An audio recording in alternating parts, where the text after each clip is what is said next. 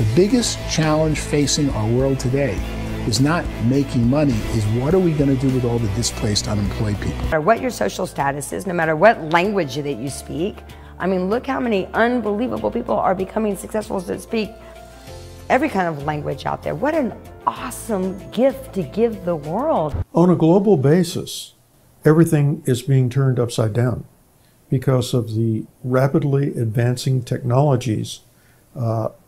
They are eliminating many jobs, and we have been left with many people not prepared for the jobs that exist. Speeding. 5, 4, 3, 2, 1.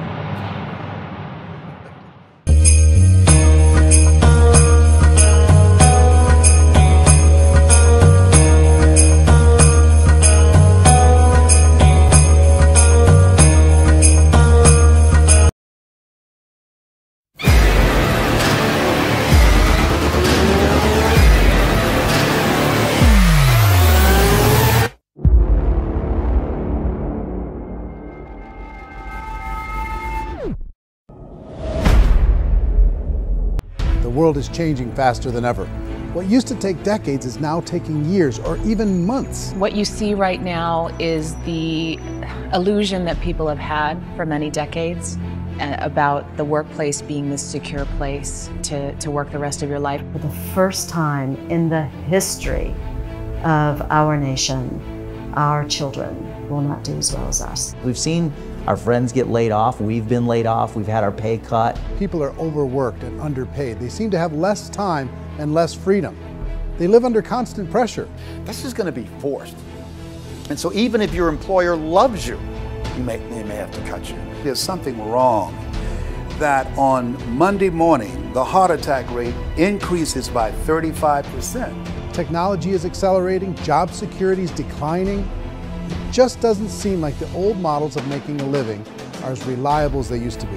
Every aspect of our lives, there's a better way out there, but we're still doing it the old way. We live in the greatest country on the planet, and there are a lot of people sitting around complaining and being cynical. Like everyone's whining about this old model, and I'm like, why don't you leave it? Look at all this over here, look at all this opportunity. Since so much of our lives revolve around our work and the way we make our living, many people are thinking there just has to be a better way. The biggest challenge facing our world today is not making money, is what are we going to do with all the displaced, unemployed people? People are afraid that they're going to make the wrong decision. People are afraid of the unknown. People are afraid that maybe I don't have the skills. Hey, sports fans, industrial age is over. It's dead. It's dying. That's why going to school to get a job is an obsolete idea. A steady paycheck is an industrial age idea.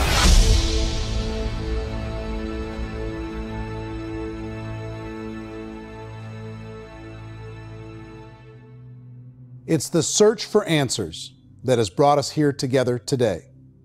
My name is Eric Worre, and for almost 30 years I've been an entrepreneur, struggling at times, but ultimately succeeding. As a best-selling author, speaker, and business owner, I've spent my entire career helping millions of people around the world to become entrepreneurs. And I believe strongly that there is, in fact, a better way when it comes to how we make a living. The career landscape has changed dramatically, and many are still working in a model that is completely out of date. What worked for previous generations isn't working as well for people today. In this film, we're going to explore 3 important questions. First, what's really going on in our working world today? Second, in this new economy, is it better to become an entrepreneur, or is it safer to work for someone else? And third, if a person decides to become an entrepreneur and start their own business, how can they do it without taking on massive risk? To help in this journey, I've brought together some of the greatest experts and thought leaders in the field of entrepreneurship to share the real facts with you. My intention is to give you new information that will allow you to make choices that are not limited by an old, outdated model. Let's start by understanding what's going on in our working world today.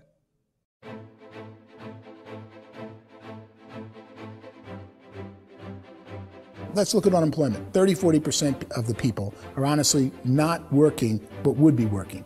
What our government does is if you haven't found a job in 6 months, We don't call you unemployed. We pretend you dropped out of the labor force. I've often said that unemployment, particularly structural unemployment, that's unemployment due to technological changes, is the first sign of economic growth.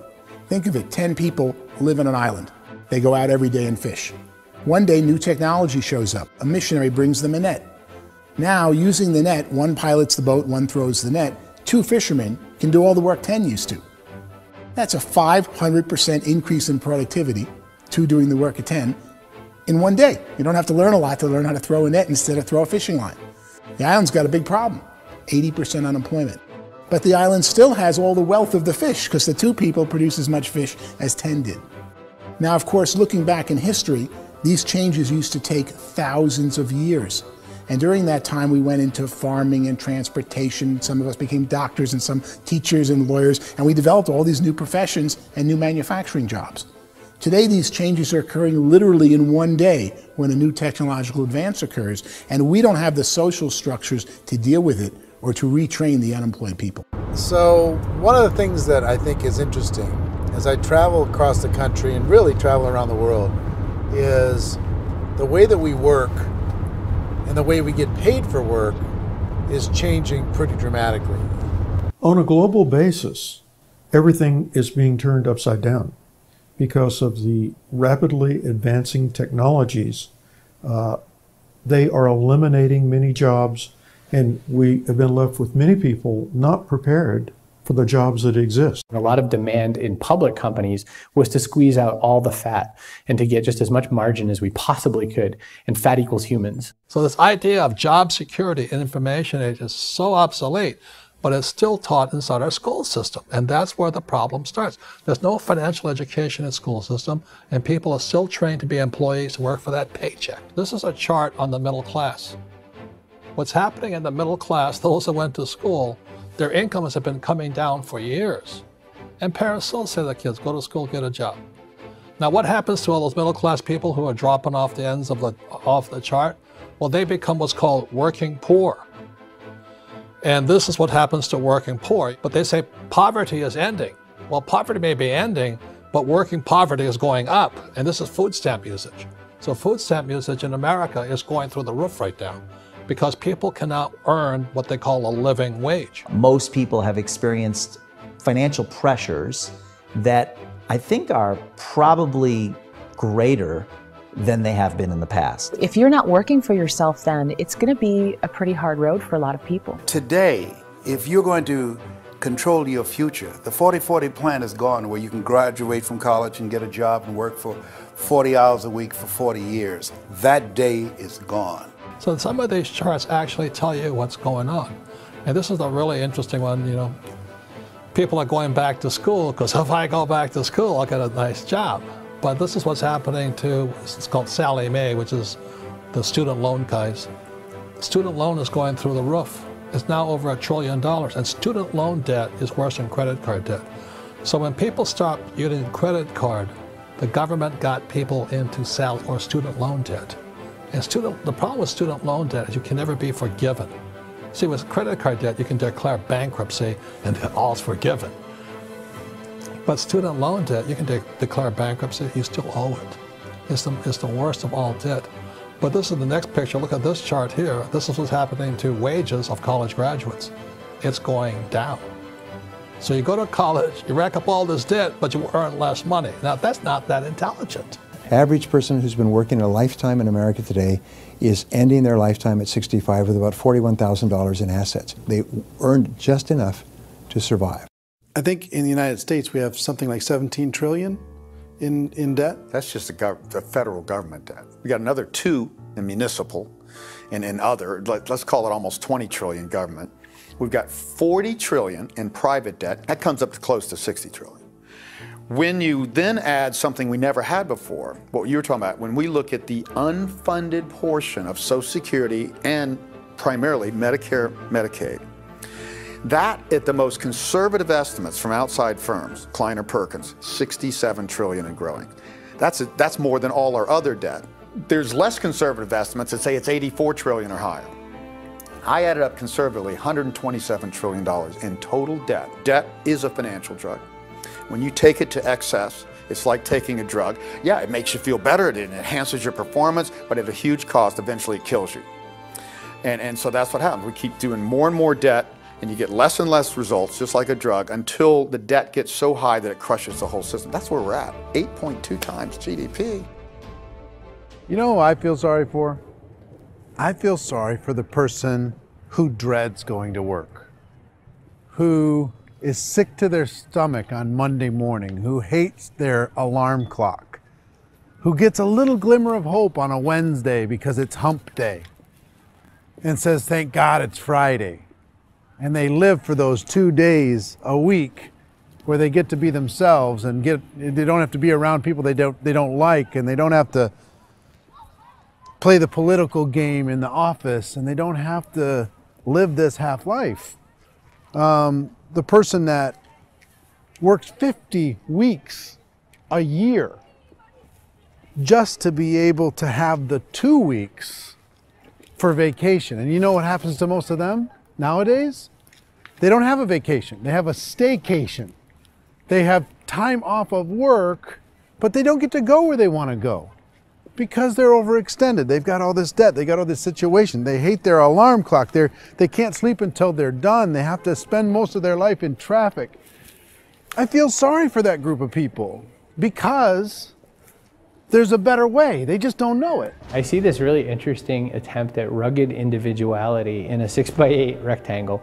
And I feel like you're all the same, except for the little push pins of the pictures. There's different pictures. Yours is named Jenny and his is named Sujara, but it's the same people. And this is how they are, and they're just like the zombies, and there's no joy in there, there's no fun. There's always like the wacky woman who decorates her cubicle, and that's the most she can do there. You got to give her credits, right? The wacky cubicle woman. The basis for their life is worry. I'm worried, you know, maybe I'll get fired. I'm worried maybe my company will go out of business. I'm worried I can't keep spinning the plates on paying the bills. I'm worried about how do I send my kids to college. I'm worried, what if the transmission of my car breaks? That's, you know, 2 or 3, I can't fix it. People live in a sea of worry, and it eats at them. Those signs that people held up during the Depression didn't say looking for gainful employment in a cubicle. It said looking for work. Work is what we're looking for. Job is just a unit of measurement. Work is what we're going after. It's time to look in the mirror and say, it's not the economy, it's my economy. It's my little world of where I am. I need to improve. I'm not going to wait for the economy to come back, because frankly, the economy is doing great in this country. So I'm here on Wall Street, the financial center of the universe, the financial capital of the world. This is where most people's money goes to at least be held for a time, right? With interest rates in banks being effectively zero, and many experts are predicting it's going to stay at zero for the next 10, 20, even 30 years, people feel like they don't have any choice but to put their future into equities, to put their future into the hands of other people on this stock market, and hope that the stock market goes up, hope that the stocks that their advisors pick or that they pick goes up. That's one way to go, I guess.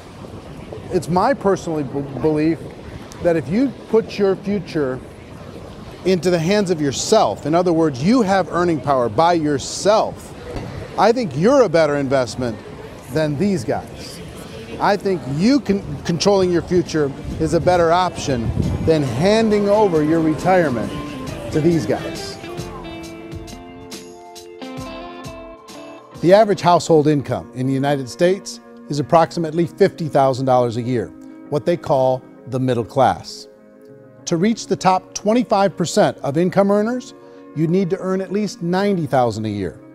To reach the top 10% would be a household income of $140,000, the top 5%, $190,000, and to be in the top 1%, you'd need a combined household income of at least $380,000 a year.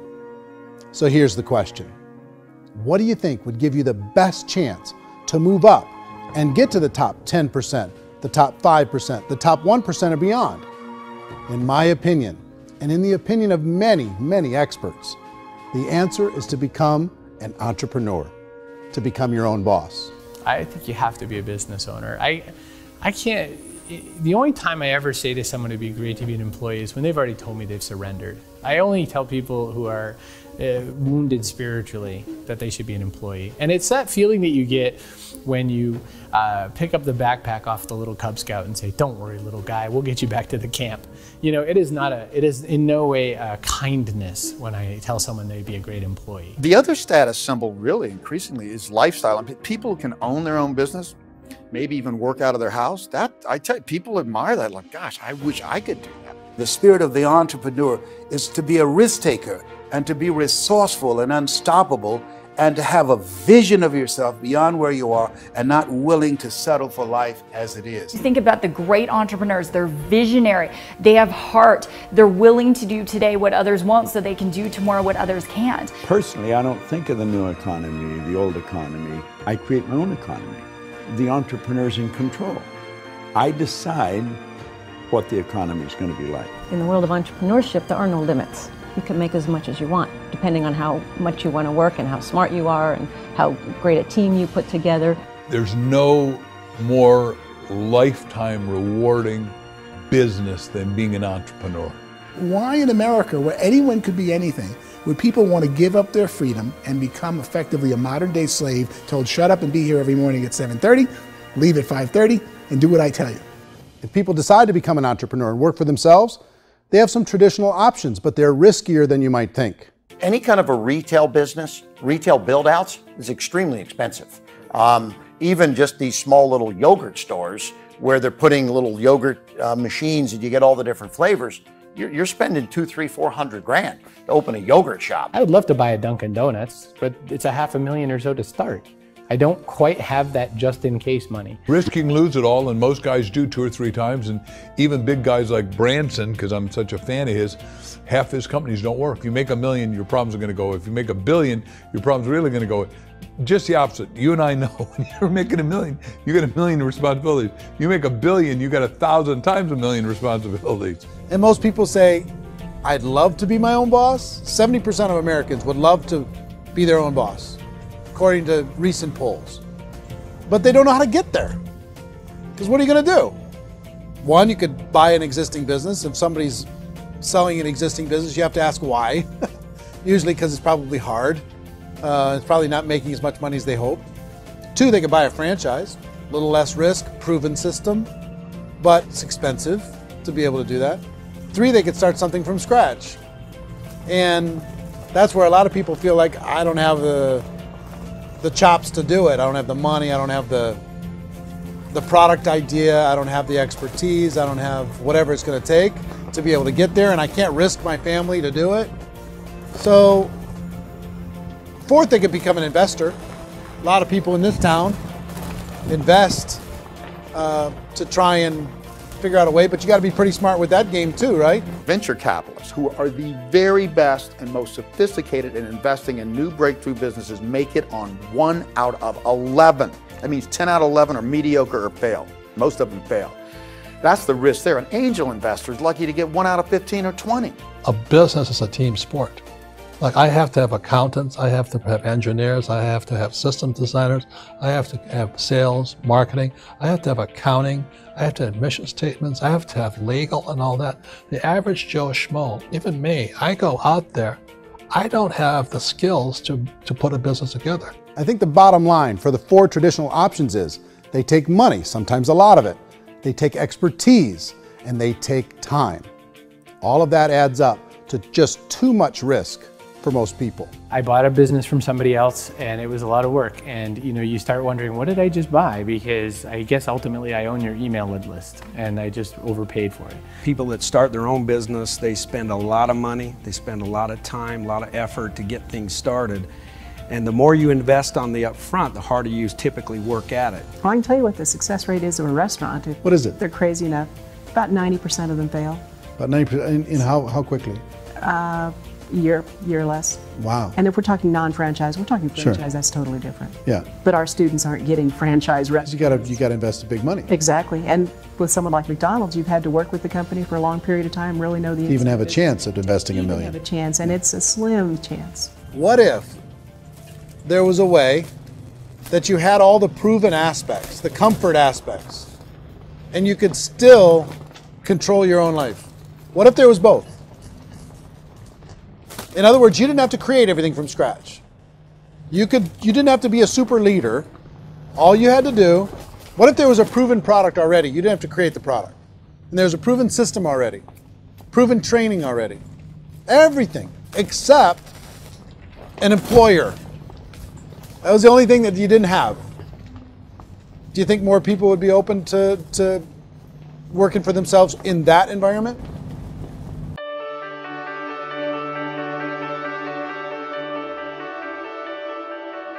In our search for a better way to make a living, we've come to the conclusion that becoming an entrepreneur is actually safer than being an employee.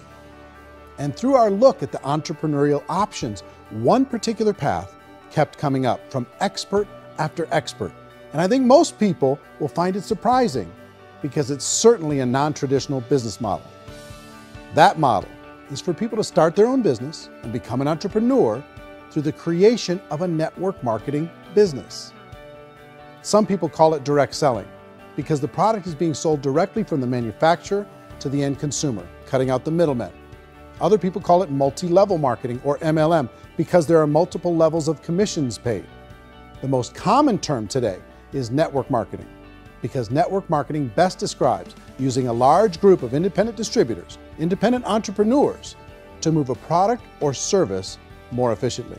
So my friend here, Donald Trump, and I, we always write about the network marketing industry. And the reason we support the network marketing industry is because it really is a business school for entrepreneurs.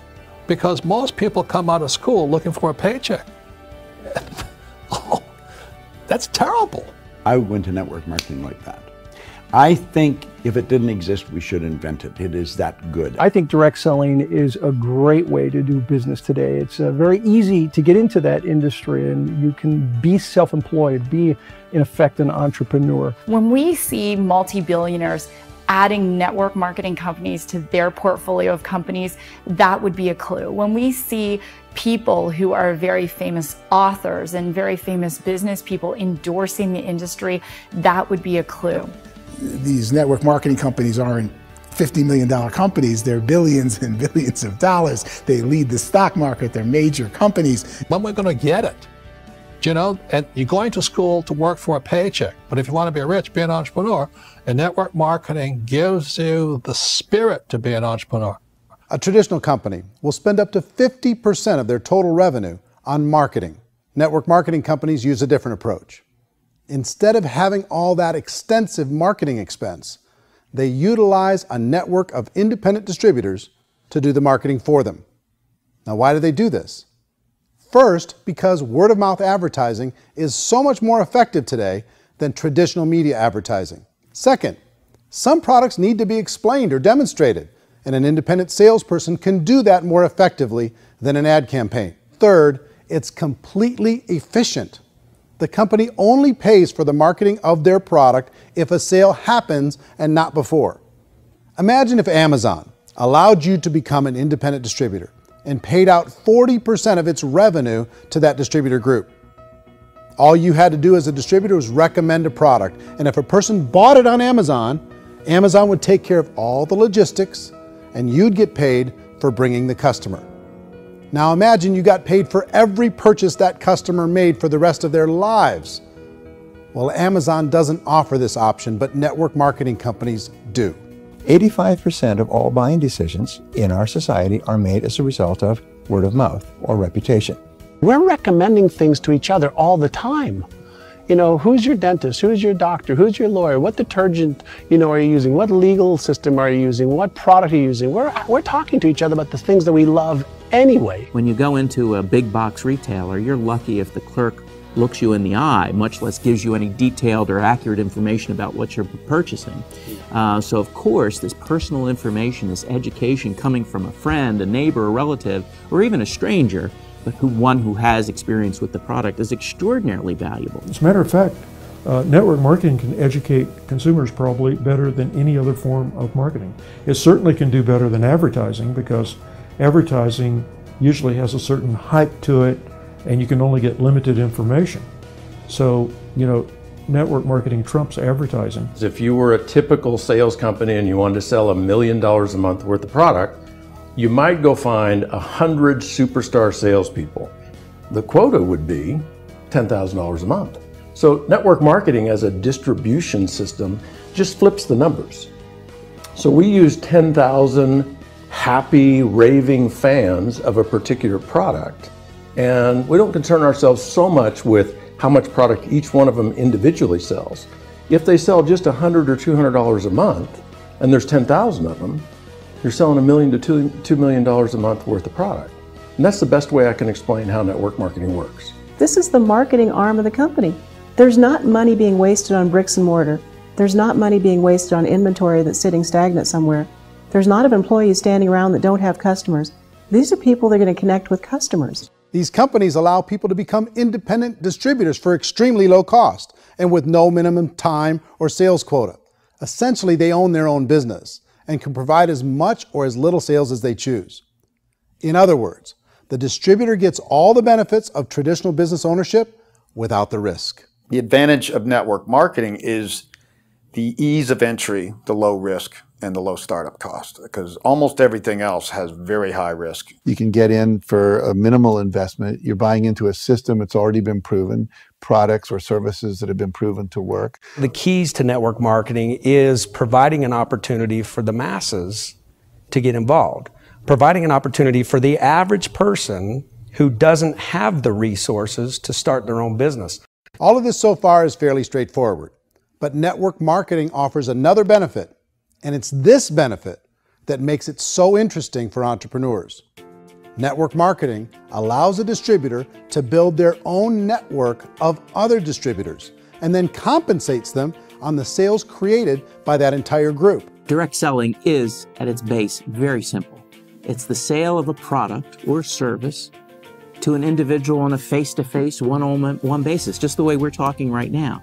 But there's an important element as well, and that's the offering in conjunction with that sale of product, the offering of an opportunity for someone to make something of themselves. No matter what your social status is, no matter what language that you speak, I mean, look how many unbelievable people are becoming successful that speak every kind of language out there. What an awesome gift to give the world. Instead of having to work your way up in a system and prove that you could be a sales manager, they just decided everybody can be a sales manager.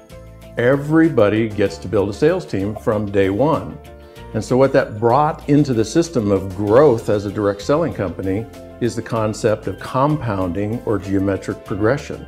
Because now you can actually grow a sales force very quickly because everybody is enrolling people in their own sales force. People who are like, oh, this is weird, I'm building a sales team, or what do you think you do at a regular company? How do you think a regular company works? Network marketing is the only industry that doesn't say your past determines your future. It looks at your past and says, okay, now what can we train you to do so you can have a great future? Every other employer out there wants to exploit you for what you already know, not teach you something new. Network marketing has the potential to save the United States and the world, because it's going to teach people not to be employees, but to be entrepreneurs.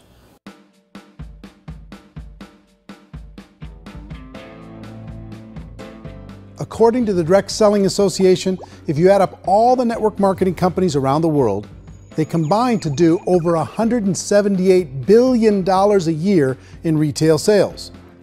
To give you an idea of how big that really is, the NFL, the National Football League, does approximately $9 billion a year. The music industry does a little more than $16 billion a year, and the movie industry does about $80 billion a year. Using a conservative average, network marketing companies pay their distributors about 40% of that $178 billion in the form of commissions, which adds up to more than $71 billion a year. That's almost $6 billion a month. It's almost $200 million in commissions every single day. So it's certainly working, and people are making serious money in network marketing. With the growth of the direct selling industry over the last 10, 15, 20 years, we've seen a broader understanding of the channel. We have seen more and more people getting involved in the business, so our penetration in the marketplace has increased and thus the understanding in the marketplace of who we are has increased. And we've seen non-direct selling companies look at the direct selling model and say, something's going on there. People are making money, companies are being profitable, individuals are being motivated, product is being delivered to market. Maybe we should explore this. Some people think only the people at the top make money. Well, let's take a look at that as well. In the network marketing profession, there are roughly 500 people in the world who earn over $1 million a year. If you round that number up to $2 million a year, that adds up to about $1 billion a year. That takes the $71 billion paid out each year down to $70 billion. So where does the rest of the money go? The vast majority goes to part-time people making anywhere from a few $100s a month to many thousands of dollars a month. It goes to people who choose to make it a full-time career move and earning even more than that. Every day, people are using the money they earn through network marketing to pay off debt, have more fun, and improve the quality of their lives. Everyone I know in network marketing has been doing that since the 50s. They go to work when they want to go to work. They stop working when they want to take time with their children to have a leisurely breakfast and discuss issues and drive them to school. They go back to work when they get home, wherever they're working out of. The biggest thing that I've seen is people that have become much happier in their life. MLM has probably made more millionaires of more people in more countries, and I've spoken to them in 67 countries, than any other single form of business, starting from nothing. If they have a choice between working a job for the next 10 years or working a network marketing business for the next 10 years, the result of working the network marketing business will be better.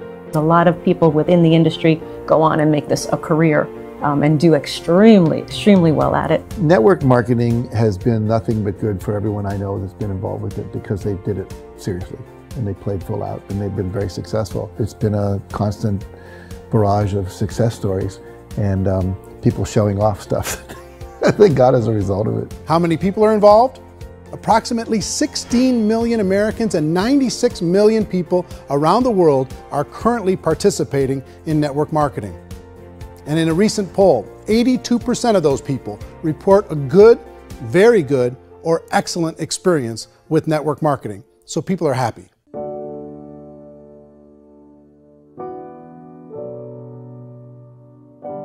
So I've taken a look at the network marketing profession and really tried to understand why so many people are confused as to the validity of this as a business. One is this pyramid shape. People get really messed up with this pyramid. Oh, it's one of those pyramid things. So I just think there are a lot of haters out there who really don't understand the industry and say, oh, it's a get-rich-quick scheme. It's a pyramid. Well, corporate America is a pyramid scheme. You know what I mean? It goes like this. You have thousands of MBAs, let's say working for Ford or General Motors or Coca-Cola. If all these MBAs, they're all trying to get to here, that's a pyramid. Only one guy's going to make it. Every 10 years, one's going to make it. Whereas you look at network marketing, it's like this. So you're here, and your job is to develop other CEOs coming up behind you. So it's an inverse pyramid. In network marketing, it's a very simple concept. If you sell product, you get paid. It is paid based on production. There is no first mover's advantage. There is no investment component where the more somebody spends, the more they're entitled to make. So the two are polar opposites of each other. It doesn't matter what shape the company is or the compensation plan is shaped, whether it's a circle or a pyramid or a triangle or a trapezoid, it doesn't matter. If compensation is coming primarily from recruitment, then you've got a problem. On the other hand, if an operation is basing their compensation to participants on the basis of sales, even when those sales are generated by people you've recruited, well, then you're a perfectly legitimate enterprise. That's the legal test, it's the practical test. Another issue that's been true in the past that is no longer true now is people used to be in network marketing loaded up with products that they couldn't sell and they ended up a loser. They ended up with a bunch of product in their garage, they ended up with a bunch of products sitting in their kitchen shelves or whatever, and they thought they could sell it and then they weren't willing to or able to sell it and they ended up with a bunch of stuff and they were bitter about it. There was this thing called front loading where you had to buy if you bought $25,000 worth of product, you got better commissions and all this. Today, it's almost all done by computer. It's direct mail, comes from a warehouse somewhere else. You don't have to have all this inventory. You don't have to stock up. It's a paperless world now. You know, most of it's done online. You have a back office. It really works. And I mean, the technology has changed everything. Third issue is people start talking about 99% of people in network marketing don't make any money. Well, we've talked about that over the course of this journey together. Almost $200 million a day is being paid out to network marketing distributors around the world. The naysayers, the people who say that it doesn't work, are usually the ones who just don't know how to make it work for themselves. And so they're giving you an opinion, and I tell people, don't confuse people's opinions with expertise, because opinions are free. And don't confuse sincerity with the truth, because people can be sincerely wrong. But here's the reality inside of network marketing. The vast majority of people that get involved in network marketing just become customers, and they get involved to be able to purchase product at a lower price. If you take Costco as an example, if a person goes into Costco and gets a membership to Costco so they can get a lower price on the product, we don't call that person a loser because they have a bunch of product that they walked out with a smile on their face. Yet when some people want to take a look at network marketing, they say, well, those people, they're just using the product and they aren't earning an income, so they must be a loser. They're not a loser, they're a happy customer. That's the vast majority of people that are involved in network marketing. Now, a smaller percentage of those people decide to go build a business. They earn $300 a month, $500 a month, $1,000, $2,000. That's the bulk of earnings in network marketing. And then there's the few that really decide to take it serious, really decide to build a large network, really work to make that network very, very productive. And those people make huge amounts of money and there's no cap. What I do as an outside economist, just somebody looking at this industry like any other industry I speak and say, look, what's the realities of this? 1% do incredibly well. 10% generate some additional income at pretty low risk and effort. That's not, and 90% of people roughly end up customers. One thing that I think is real when it comes to people's perceptions about network marketing is people put this, and distributors, I think, involved in network marketing have some responsibility for this. They have sometimes unrealistic claims about the product or about the income. Most people who become distributors, they want the money, they want to be successful, but they don't have the skills. They don't know what to do. And when people don't know what to do and they're in a new business, they're scared. And when they're scared, they panic and desperation kind of sets in. So they think everyone they talk to has to get in. So if I talk to you and you say, well, no, I don't have time to do that, they're like, no, I need you. You have to do this or I won't be successful. So I start clawing on you. I start that desperation. So then I start making claims about the product, which are not appropriate, probably not even true. Or I start saying, oh, let me show you how you can make all this money and you don't have to do anything, Eric. And so you just totally misrepresent the opportunity, and you're clingy with people because you think you need everybody to be successful, and you don't. You know, one of the messages that I try to deliver most forcefully to companies as well as salespeople in direct selling is that you don't have to overpromise.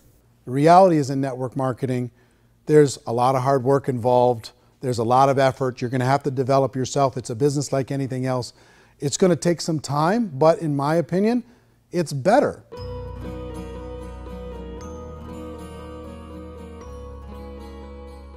It's light years better for people starting today than it was even 5 years ago. I think it's more widely accepted now, and people understand it is a business. It is being an entrepreneur. It is being a business owner. Our belief system is based upon our evaluation of something.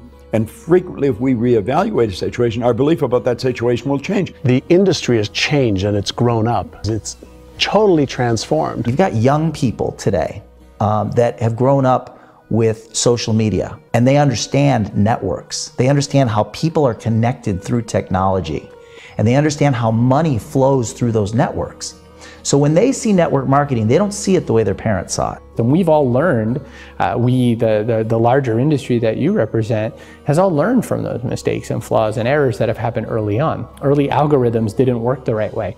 That's all fixed. It's like when they design a computer program, they design the program, then they run it, and then they go back through and they debug it.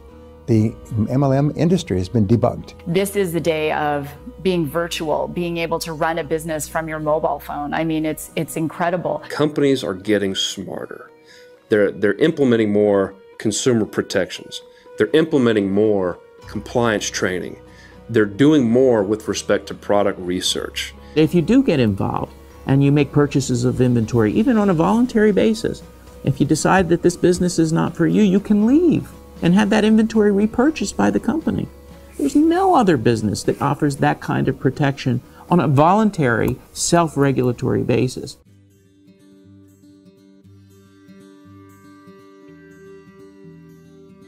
If you decide to look further into a network marketing business in order to generate more cash flow for your family, I would recommend reviewing the following 4 elements. First is the product or service. And on the product or service, I would ask 5 important questions. 1, do you like it? Is it something you would feel comfortable sharing with others? 2, is there a recognized need in the marketplace? It's hard to create a need if one isn't naturally there. Third, does the product meet that need? Does it solve a legitimate problem for consumers? And fourth, is it priced to sell? Can it compete in the marketplace? And fifth, is it priced for profit? Is there enough margin for the company and the distributor to be able to generate income for the long term? If you can answer the questions on the product to your satisfaction, the next element to consider is the company itself.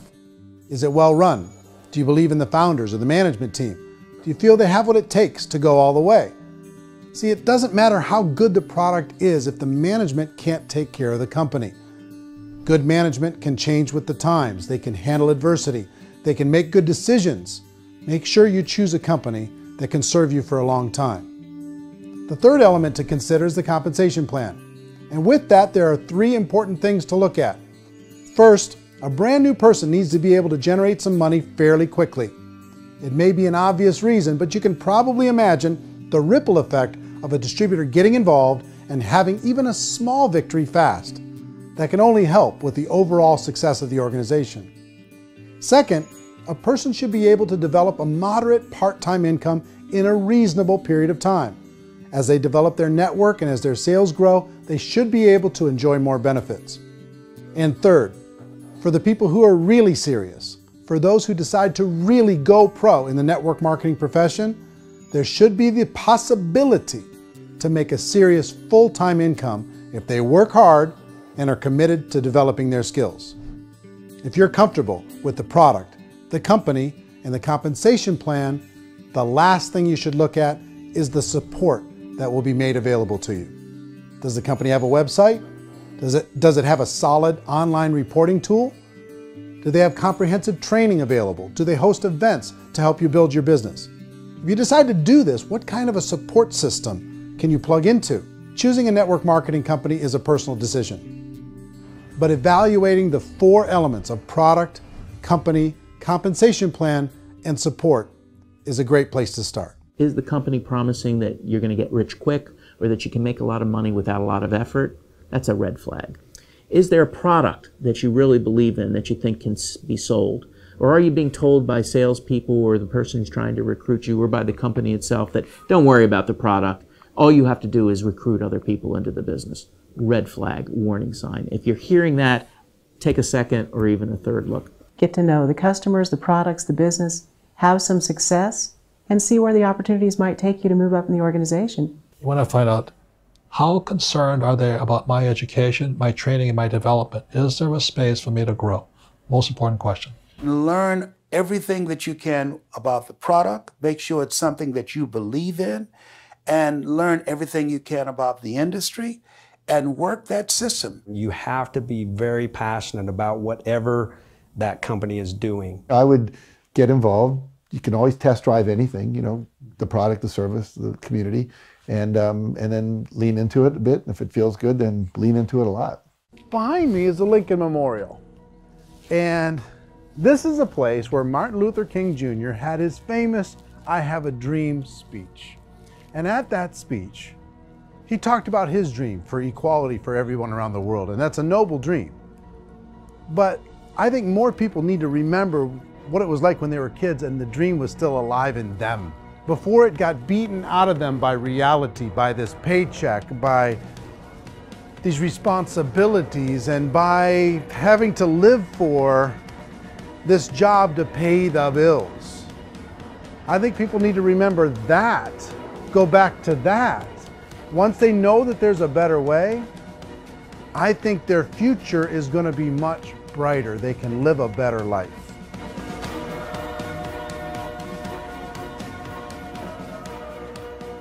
So if you're considering getting involved in a network marketing company, let me offer you just a few pieces of advice. First, network marketing isn't perfect. It's emotional, it's challenging. Like any entrepreneurial venture, it can have its up days and its down days. But if you have an entrepreneurial bone in your body, it's just better. Second, if you're gonna do it, decide to be professional. Decide to go pro. It's better to do that than just be this amateur sticking your toe in the water.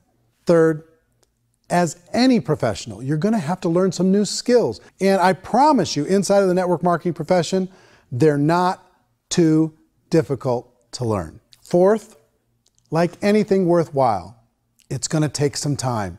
Don't expect that you're gonna get to the finish line right out of the gate. And fifth, it's worth it. It's worth it to be able to take charge of your life again. It's worth it to be able to control your own financial situation. It's worth it for the people you're going to be able to spend time with. It's worth it for the things you're going to be able to see and the experiences you're going to be able to experience. It's worth it for the causes you're going to be able to contribute to, the lives you're going to be able to touch, the customers you're going to be able to help, the friendships you're going to be able to develop. I promise you, it's worth it. Remember, most people are searching for answers just like you are. But I do have to tell you the catch to network marketing. If there is a catch, if you want to understand this from an emotional point of view, people say, well, it sounds too good to be true. It's not, it's hard work. But here's the catch. Most people still don't understand it. So you're going to have to endure the loss of social esteem from ignorant people. The uneducated will think less of you. Now, if you can handle that, you're on your way. If that's going to destroy you, you know what? Entrepreneurship in general probably isn't in your future. If you can face that catch, you can become unstoppable. I want everyone to really contemplate this if they're not in network marketing. You're in a job, you probably have a mortgage, you have rent, you have debt, whatever's going on. You're in a prison. You work just hard enough to keep them from firing you, and they pay you just enough to keep you from quitting. Come on! I've been there, done that, and bought that t-shirt. In network marketing, if you run into failure, it's really just a homework lesson for yourself. There's no one to blame. You really have no excuse not to be successful. You just don't. People don't want to hear that, but there's so much available to you. If you want to be a good network marketer, be a student to the people above you, be a fellow traveler to the people on the same level, and be a teacher to those below, and know when it's appropriate to do which. People who are not afraid of asking people to buy things, or not afraid of persuading people with a chance they may say no, these people own the future. Nothing happens until something moves. So you got to go move, you got to go do something, or nothing's going to change in your life.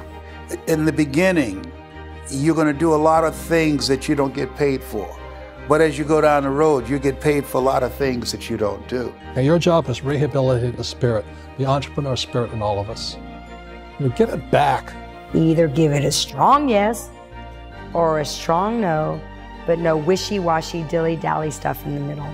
There's dreams and there are nightmares, but I believe that the biggest nightmare of all is when you don't pursue your dream. You're going to see some monumental growth in this profession. It's an exciting, exciting time to be involved with the network marketing profession. The next 10 years, I see just exponential growth. When that tipping point comes, it's not a matter of asking somebody, have you ever heard about network marketing? You're really asking them, which company are you building your wealth in? We are here to fix the world, to improve relationships with other people, to improve other lives. And the real reward comes as an entrepreneur in any level from teaching somebody something and watching them soar. There is no greater reward.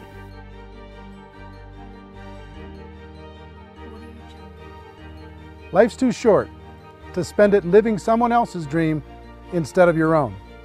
It's too short to spend it living at a fraction of your potential. Can being an entrepreneur be a challenge at times? Sure. But here's what you get in exchange. It can be yours. Something that you built, something that you created, something that you made happen. This balloon represents your dream. It represents entrepreneurship. My wish for all of you is that you would reach out and grab it. The choice is up to you.